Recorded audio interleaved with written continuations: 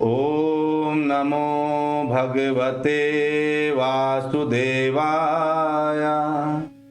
ओम नमो भगवते वासुदेवाय। ओम नमो भगवते वासुदेवाय।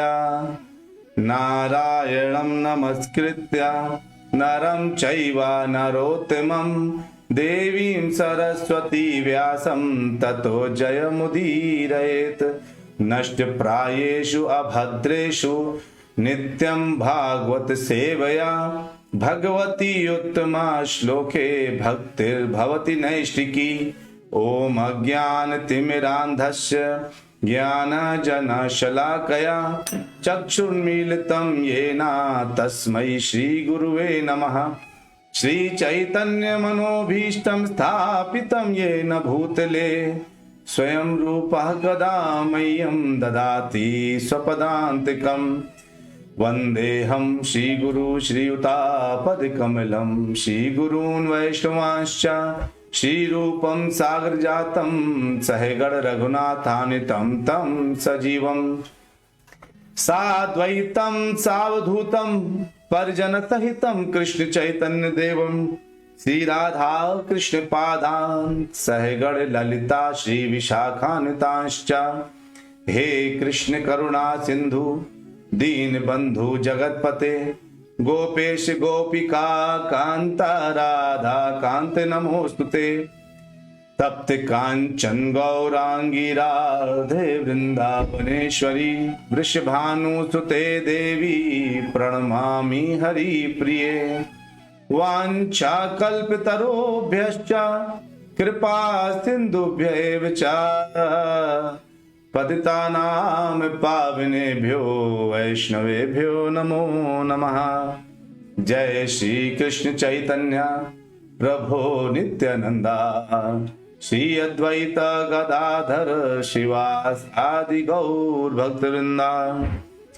हरे कृष्णा कृष्ण कृष्ण हरे हरे हरे रामा राम राम हरे हरे। हरे कृष्णा कृष्ण कृष्ण हरे हरे हरे रामा राम राम हरे हरे। हरे कृष्णा कृष्ण कृष्ण हरे हरे हरे रामा राम राम हरे हरे। हरे कृष्णा। आप सभी प्यारे प्यारे भक्तों का नित्य भागवत कथा में बहुत बहुत स्वागत है। आप सब लोग समय से ज्वाइन करते हैं, इस बात की मुझे बड़ी प्रसन्नता रहती है और आप लोग ऐसे ही ज्वाइन करते रहिए, क्योंकि भागवतम कथा बहुत महत्वपूर्ण कथा है हमारे जीवन के लिए। इससे महत्वपूर्ण कुछ भी नहीं हो सकता। जो ये भागवतम है ना, इससे महत्वपूर्ण कुछ भी नहीं हो सकता। तो सबसे महत्वपूर्ण क्या है? ऐसी कथाएं जो हमें स्वच्छ करें। जैसे नियमित रूप से नहाना जरूरी होता है ना, वैसे ही नियमित रूप से भागवतम कथा का भी श्रवणम जरूरी होता है। क्योंकि जो भागवतम कथा है ना, वो अगर आपने उसको नियमित सुनते हैं, आपके कानों के द्वारा वो अंदर प्रवेश करता है, तो क्या होता है पता है? तो वो आपको हृदय को स्नान कराता है। जब हम स्नान इत्यादि करके बाहर आते हैं तो क्या होता है कि शरीर साफ हो जाता है। लेकिन इस शरीर के साफ होने से कोई बहुत बड़ा मतलब प्रभाव नहीं है। हाँ, ये शरीर साफ होना जरूरी है। शरीर साफ होने से आपके हृदय को सुख मिलता है, खुशी मिलती है कि हाँ थोड़ा अच्छा फील हो रहा है। लेकिन एक्चुअली जो मन है ना, मन तब भी साफ नहीं होता, शांत नहीं होता। मन को साफ करने के लिए मन का साबुन इस्तेमाल करना पड़ेगा। शरीर को साफ करने के लिए शरीर का साबुन इस्तेमाल करना पड़ता है ना, वैसे ही मन को अगर आप साफ करना चाहते हैं तो मन का साबुन क्या है वो पता है? श्रीमद् भागवतम की कथाएं, भगवत गीता की कथाएं, भगवान की कथाएं, ये है मन का साबुन। ये कानों के द्वारा जाकर के हृदय को साफ करता है।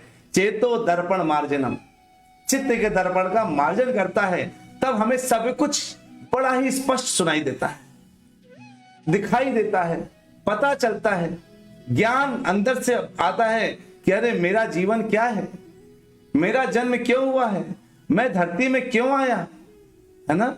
ये कैसे पता चलेगा अगर हम भगवान के विषय में तनिक भी नहीं सोचेंगे, हमें ज्ञान नहीं होगा तो क्या। और जब भगवान के विषय में सुनेंगे तो क्या होगा, हृदय साफ होगा और ये भागवत कथाएं आपको और अच्छी लगने लगेंगी, बड़ा ही आपको आनंद देने लगेंगी ये कथाएं। तो चलिए, बहुत बहुत धन्यवाद। सुनते हैं, हमने पिछली बार कहां तक सुना था आप लोग जानते हैं। हमने पिछली बार 2.10.12 तक भागवत की कथा श्लोकों को सुनकर के, श्रवण करके बहुत हृदय से उनको समझा था। आज हम लोग सुनेंगे 2.10.13, इस श्लोक को हम लोग समझेंगे, ठीक है। तो क्या है श्लोक, देखते हैं। एको नाना त्वमन्विच्छन् योग तल्पा समुत्थितः वीर्यं हिरण्यमयं देवो मायया व्यसृजत्रिधा, है ना। कहते हैं योग निद्रा की शैया में लेटे हुए भगवान ने एकाकी रूप में से नाना प्रकार के जीवों को प्रकट करने की इच्छा करी। देखिए भगवान क्या है, शैया पर लेटे हुए हैं। हम लोग जब शैया पर लेटते हैं, अपने बेड पर लेटते हैं, तो क्या होता है, हमारी एक ही इच्छा होती है, नींद आ जाए और कोई हमें डिस्टर्ब ना करे, ये हमारी इच्छा होती है। भगवान की क्या इच्छा हुई कि हमें सृष्टि बनानी चाहिए।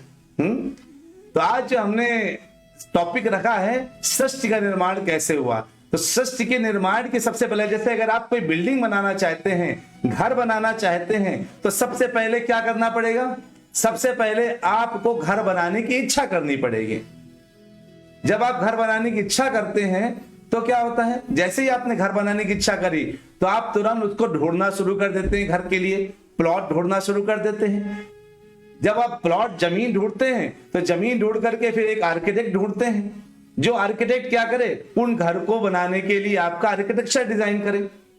उसके बाद आप क्या करते हैं, आप सीमेंट इत्यादि के जो प्रदान कर सके, जो डिलीवर कर सके आपके, आप उसको ढूंढते हैं। और सब कुछ प्रकृति प्रदान करती है, जो लोग अपने पास रख करके आपको बेचते हैं और आप इसके द्वारा एक घर बनाते हैं। इधर क्या हुआ, सेम समय पर क्या हुआ, एक हो यानी अकेला, नानात्वम मतलब अनेक, अन्विच्छन ऐसी इच्छा से। क्या होता है ऐसी इच्छा से, जब नान कहते हैं योग तल्पात, योग निद्रा की शैया से, समुत्थितः उत्पन्न वीर्यम, वीर।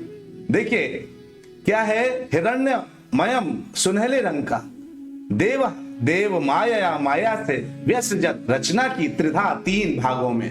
देखिए प्रभुपाद जी ने हमारे लिए कितना आसान किया है। उन्होंने एक एक श्लोक को जो है कैसे किया है, एक एक श्लोक उन्होंने इस तरह से उठाया है, एक एक श्लोक के संधि विच्छेद कर करके हमें इतना बढ़िया मतलब बताया है, उसको हम सुनते हैं, है ना। तो भगवान ने क्या हुआ, योग निद्रा की शैया में लेटे हुए हैं और एकाकी रूप में से नाना प्रकार के जीवों को प्रकट करने की, यानी नानात्वम, अनेक प्रकार के जीवों की, यानी केवल मनुष्य को पैदा करने की उनकी इच्छा हुई, नाना प्रकार के जीवों को पैदा करने की उनकी इच्छा हुई। उसके जब इच्छा करी तो क्या हुआ, अपनी बहिरंगा शक्ति से सुनहरे रंग का वीर प्रतीक उत्पन्न किया। देखिए जो वीर प्रतीक है उसको शंभु बोलते हैं। वो वीर प्रतीक क्या है, उसके अंदर पूरी ऊर्जा है, पूरी एनर्जी है, जिसमें क्या है, जिससे जीव पैदा हो सकते हैं। जैसे इसलिए हमेशा दो चीजें होती हैं, एक प्रकृति और एक प्रकृति में स्थित कौन, भगवान। यानी प्रकृति को जो एनर्जी देते हैं या जिनको जो आदेश देते हैं वो है भगवान। भगवान कहते हैं अहम बीज प्रदापिता, भगवान का बीज। और यही बात है, कहते हैं ना वो बीज है, ये वीर प्रतीक जो है भगवान का बीज प्रतीक है। यही बात भागवतम में इन शब्दों में लिखी गया है ना। भगवान ने भगवत गीता में भी ये बात बोली है। क्या भगवत गीता में ही, और क्या बोला है, अगर आप देखेंगे भगवत गीता के 9.7 और 9.8 में भगवान ने क्या बोला, कहते हैं कि हे अर्जुन, सर्वभूतानि कौन्तेय प्रकृति यान्ति मामिकाम् कल्पक्षये पुनस्तानि कल्पादौ विसृजाम्यहम्। फिर कहते हैं प्रकृतिम स्वाम वष्टभ्य विसृजामि पुनः पुनः भूति ग्राममिमं गच्छन् मवशं प्रकृतिर्वशात्। हे कुंती पुत्र, कल्प के अंत होने पर सृजनात्मक शक्तियां अर्थात भौतिक प्रकृति एवं भौतिक प्रकृति में संघर्षरत सारे जीव मेरी दिव्य प्रकृति में लीन हो जाते हैं। साफ साफ कह रहे भगवान, जो भौतिक प्रकृति है और भौतिक प्रकृति के अंदर जितना चीज है वो सब मेरे अंदर क्या होते हैं, मेरे दिव्य प्रकृति में लीन हो जाते हैं। और फिर जब मैं उनको प्रकट करने की इच्छा करता हूँ तो क्या होता है, मेरी इच्छा से वो पुनः उत्पन्न होते हैं या मैं उनको पुनः उत्पन्न करता हूँ। तो जैसे सोचिए, जैसे एक पैकेट है, उस पैकेट में सब कुछ है, तो कहते हैं अच्छा उस पैकेट में एक पैकेट है, उस पैकेट में ही आपने एक सामान रखा हुआ है, यानी एक टॉय रखा हुआ है। उस टॉय के अंदर क्या है, उसकी बैटरी भी है, कहते हैं इसका चार्जर भी। आप जैसे मोबाइल खरीद के लाते हैं, आप पूछते ना इस पैकेट में क्या क्या है, कहते हैं हाँ इस पैकेट में मोबाइल भी है, चार्जर भी है, बैटरी भी है, सब कुछ इस मोबाइल के अंदर है। तो कहते हैं अच्छा इस पैकेट के अंदर सब कुछ है। वैसे ये प्रकृति है, इस प्रकृति के अंदर क्या है, प्रकृति भी है, जीव भी है, शक्तियां भी है, सब कुछ है। वो सारी शक्तियां क्या है, भगवान के दिव्य शक्ति में जाकर के विलीन हो जाती हैं, ये भगवान कह रहे हैं। तो हमारा जो है, हमको जो अभी आपने जो श्लोक देख रहे थे, उस श्लोक में आपने क्या देखा कि भगवान अपनी बहिरंगा शक्ति से सुनहरे रंग का वीर प्रतीक उत्पन्न करते हैं। अब वो सुनहरे रंग का वीर प्रतीक क्या होता है, वो शंभु कहलाता है। वो शंभु और माया के संयोग से, यानी बहिरंगा शक्ति कौन है, दुर्गा देवी, इसलिए कहते हैं दुर्गा देवी। और जो माया देवी दुर्गा देवी एक ही। दुर्गा देवी क्या करती है, दुर्गा देवी जन्म देती है ब्रह्मांडों को। तो जब सोचिए, जैसे क्या होता है, प्रकृति को भगवान ने बीज दिया, प्रकृति का किसके स्वरूप होगी, दुर्गा देवी की। जैसे स्त्री पुरुष के वीर से स्त्री गर्भान्वित होती है, वैसे ही भगवान की इच्छा से कैसा सुनहरे रंग का वीर प्रतीक उत्पन्न होता है, उसको कहते हैं शंभु। और उस शंभु के साथ संग करके दुर्गा देवी क्या करती है, ब्रह्मांड को अपने गर्भ में धारण करती है, फिर उत्पन्न करती है, और ये ब्रह्मांड जगत पैदा होता है। इसलिए दुर्गा देवी को दुर्गा माँ बोला जाता है, इसलिए प्रकृति को माँ बोलते हैं, माँ है ना, जो जन्म देता है उसको माँ बोलते हैं। इसलिए जो दुर्गा देवी क्या है, वो माँ है जो जन्म दे रहा है ना। तो उसी तरह से जो है, इसलिए दुर्गा देवी के द्वारा फिर ये सृष्टि उत्पन्न होती है। और उस सृष्टि में भगवान ने साफ साफ कहते हैं, तो महाविष्णु की इच्छा किसकी इच्छा पर डिपेंड हो गई, भगवान कृष्ण की इच्छा पर डिपेंड हो गई। और उस कृष्ण की इच्छा कब आती है, जब वो कहते हैं, भगवान कहते हैं ना मेरी इच्छा, यानी जो है उस मेरी इच्छा से क्या बनता है, जाकर के मेरी इच्छा में यानी भगवान कहते हैं मेरी इच्छा में भगवान कृष्ण का इच्छा बनी रहती है ना। तो जो है अब जो है, अगर हम दो विषयों का अंतर अलग अलग सोचें तो क्या है, एक विषय हो गया प्रकृति, एक विषय हो गया भगवान, एक विषय हो गया भगवान की इच्छा, है ना। तो ये अलग अलग इच्छाएं हो गई, यानी एक प्रकृति कौन है, एक विषय कौन सा हो गया बताइए, प्रकृति, दूसरा भगवान, तीसरा भगवान की इच्छा। भगवान की इच्छा महाविष्णु है जो मेरे पीछे है, आप देखिए, आपको दिख रहे होंगे।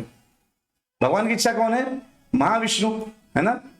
और महाविष्णु भगवान की इच्छा है, तो वो भगवान और महाविष्णु की इच्छा क्या है, शंभु प्रतीक, शंभु यानी सुनहला वीर प्रतीक। और उनकी इच्छा से क्या हुआ, दुर्गा देवी से क्या हुआ, दुर्गा देवी ने ब्रह्मांड को धारण किया, बीज जो स्वरूप अपने शरीर में अपने अंदर, और उससे ब्रह्मांड की उत्पत्ति करी। और उस ब्रह्मांड में फिर भगवान जाते हैं गर्भोदशाई विश्व मन के, वो आप आगे देखेंगे। तो देखते हैं अगला श्लोक क्या कहता है। अगला कहता है 2.10.14, क्योंकि इनके विषय में हमने अच्छा चर्चा किया है, इसलिए कोई टेंशन नहीं है ना। कहते हैं अधिदैवम अथ अध्यात्मम अधिभूतम इति प्रभु अथैकम पौरुषम वीर्यम त्रिधा भिद्यत तच्छृणु। यानी अधिदैवम अथाध्यात्मम, तो क्या है, यानी अधिदैवम, यानी अधिदैवम क्या हमने सुना था, जो नियंत्रक जीव, अब अध्यात्मम नियंत्रित जीव, अधिभूतम और ये भौतिक शरीर, ये तीनों चीजों के विषय में हमने पढ़ा था ना, जिसने नहीं सुना, जिसने नहीं पढ़ पाए थे, नहीं ज्वाइन कर पाए थे, वो मेरे पीछे के 3-4 पीछे के वीडियो देख लीजिए, पता चल जाएगा। तो क्या है, अतिदैवम अध्यात्मम अधिभूतम इति प्रभु, है ना।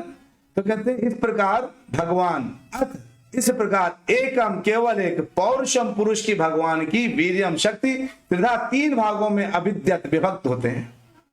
तत् वह सुनो, अब सुनो क्या है, कहते हैं मुझसे सुनो। क्या कौन बोले, ये ब्रह्मा जी बोले नारद जी को, क्या तुम मुझसे सुनो कि भगवान अपनी एक शक्ति को किस प्रकार अधिदैव, अध्यात्म और अधिभूत नामक 3 भागों में विभक्त करते हैं, जिसका उल्लेख ऊपर हो चुका है ना। ब्रह्मा जी नारद जी को बोले, इसका उल्लेख हो चुका है, तुम जाके एक बार सुन लो, है ना। इसका उल्लेख कह रहे हो चुका है, कोई दिक्कत नहीं, है ना। तो 2.10.14 अभी आपने सुना। तो अभी आपने जिसको अधिदैव, अध्यात्म, अधिभूत के विषय में जानना है, वो बस 2 श्लोक पुराना, मेरा श्लोक 2 कथा, पुराना कथा सुन लीजिए आप लोग, भागवतम का ही, तो आपको उसका जानकारी प्राप्त हो जाएगी, है ना।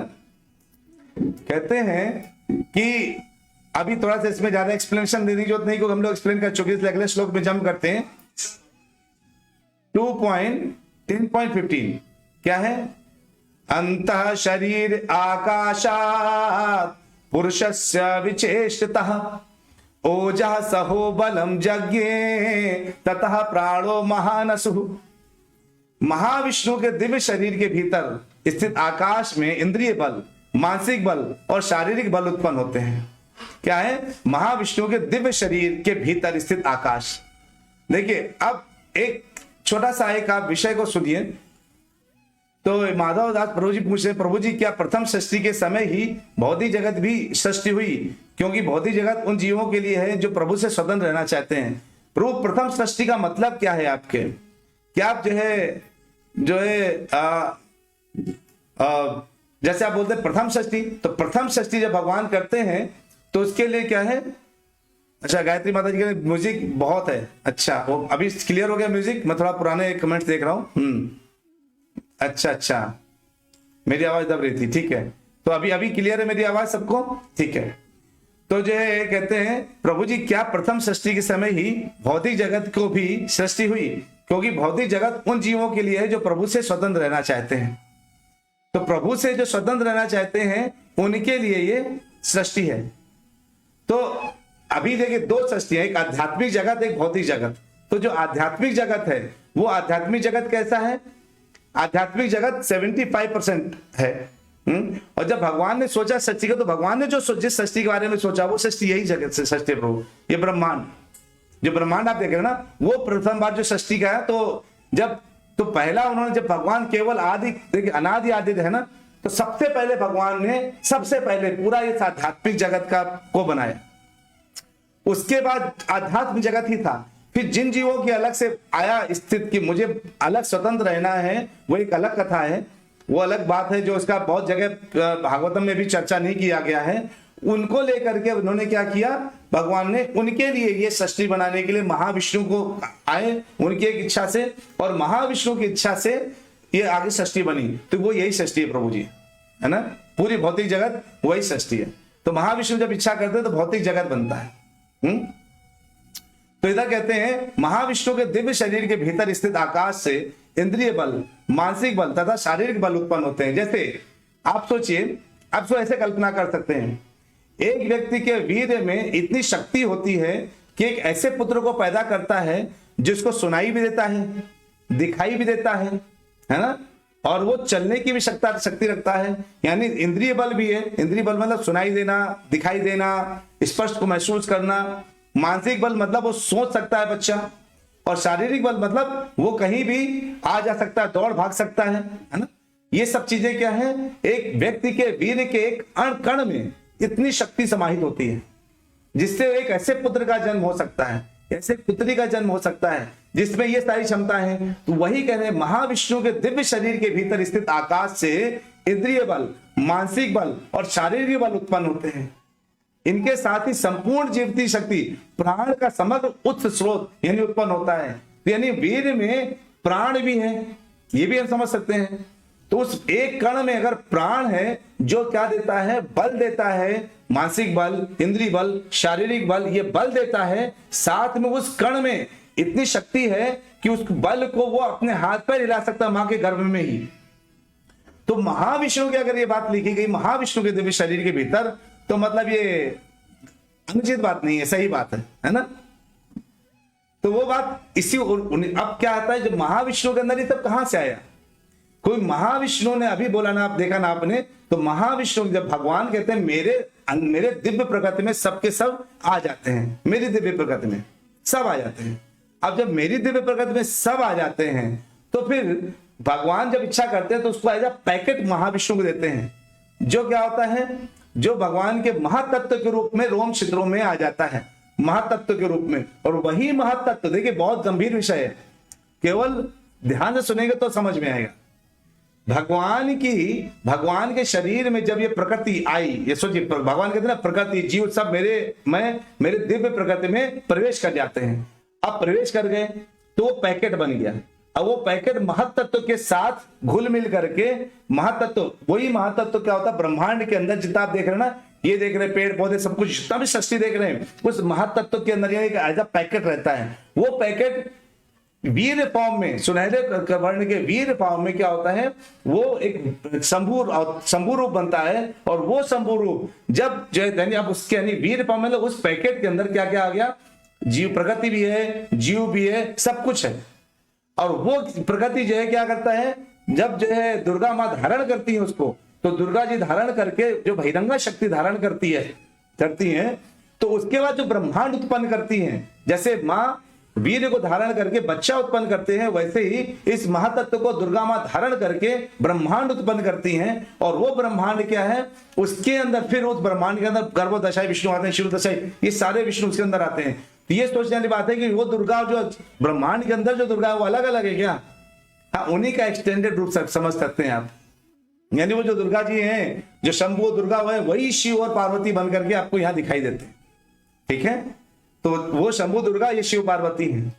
ओके, ये स्रोत है। तो अभी जो है मेरे पास थोड़ा समय है, एक और श्लोक लेते हैं। यही मैंने बहुत बड़े तत्व की बात बताई है, अगर समझ में ना आए दोबारा सुन लीजिएगा ताकि समझ में आए, है ना। अब आते हैं 2:10-16 में, क्या कहते हैं, अनुप्राणन्ति यं प्राणाः प्राणन्तं सर्वजन्तुषु अपानन्तमपानन्ति नरदेवमिवानुगाः।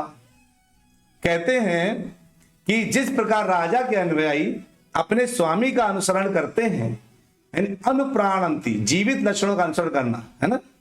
यम, जिसको प्राणा मतलब इंद्रियां, प्राणंतम चेष्टावान, सर्व जंतुषु समस्त जीवों के, अपानंतम चेष्टा रोकने पर, अपानंती अन्य सभी रुक जाते हैं, नर देवम राजा इव सदृशा, अनुगा अनुयायी इव सदृशा, है ना। कहते जिस प्रकार राजा के अनुयायी अपने स्वामी का अनुसरण करते हैं, उसी तरह संपूर्ण शक्ति के गतिशील होने पर अन्य समस्त जीव हिलते डुलते हैं। और जब संपूर्ण शक्ति निश्चेष्ट हो जाती है तो अन्य समस्त जीवों की इंद्रियां क्रियाशीलता रुक जाती है। तो क्या है, जैसे राजा है ना, राजा बोलता है अब ऐसा होगा, अब ऐसा होगा, मेरा मन किया, मेरा मतलब मेरा जीव का मन किया कि हाथ ऊपर होना है, तो हाथ क्या करता है, ऊपर हो जाता है। जीव का मन हुआ हाथ नीचे होना, तो हाथ नीचे हो जाता है। जीव का मन किया आंख बंद करना तो बंद हो जाता है, कान बंद करना तो कान बंद हो जाता है।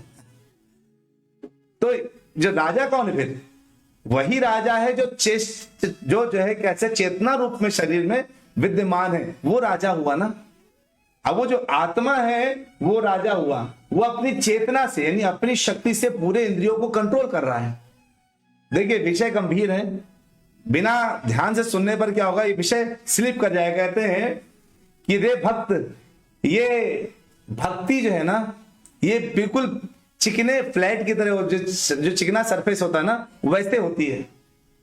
अगर उस भक्ति में हमारा क्या हुआ, थोड़ा सा भी अगर हमने जो है उस भक्ति में जरा सा भी इधर उधर हुए तो हम फिसल जाएंगे।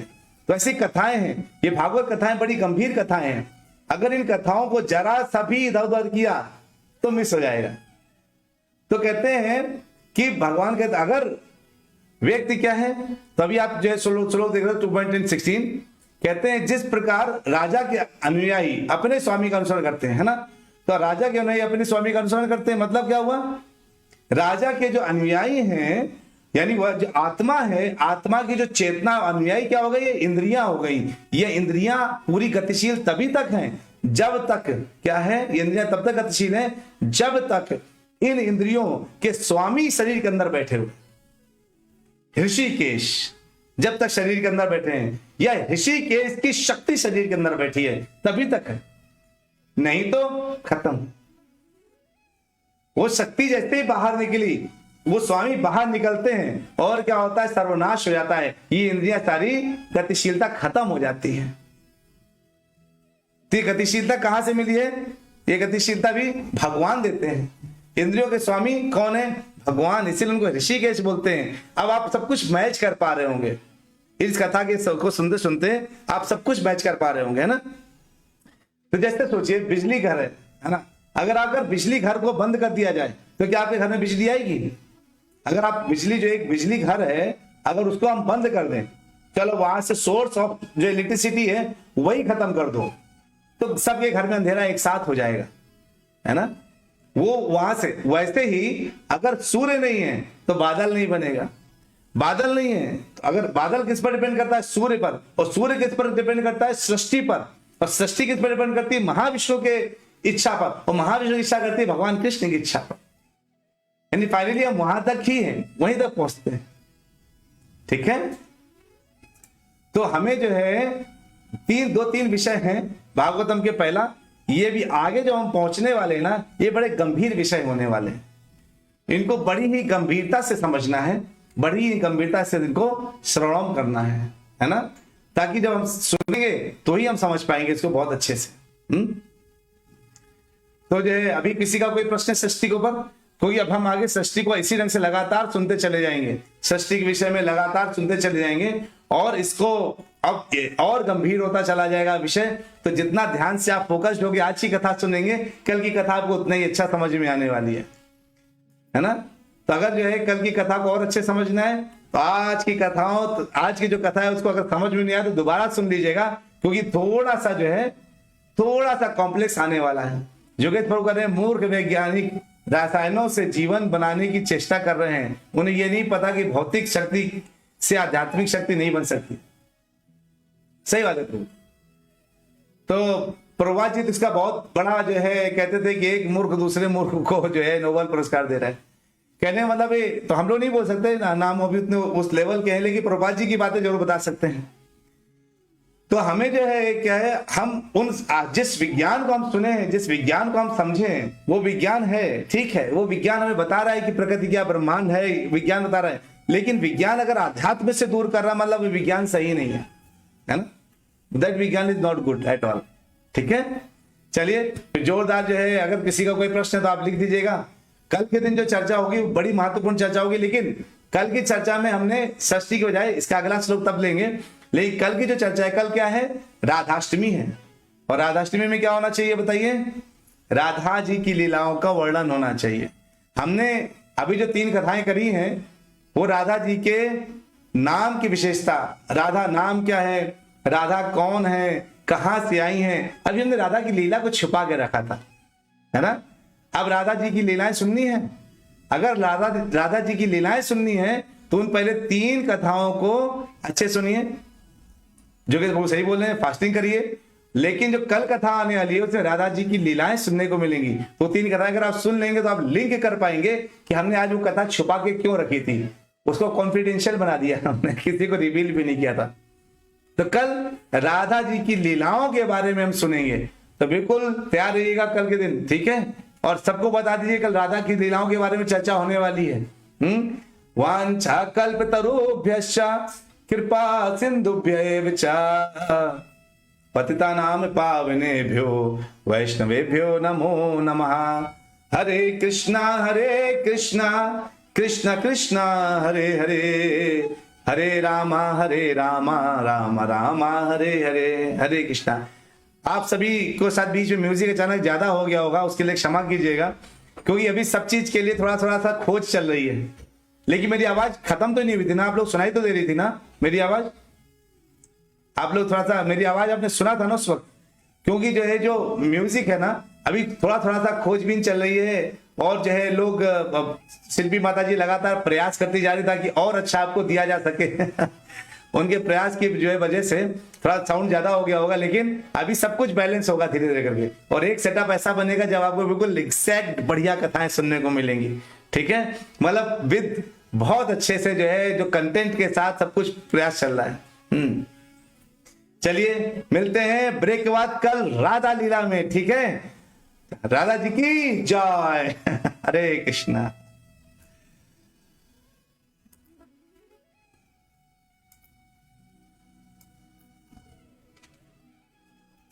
शायद जो है अभी भी हम लाइव ही हैं, कोशिश कर रहे हैं कि उसको करने के लिए। हरे कृष्णा।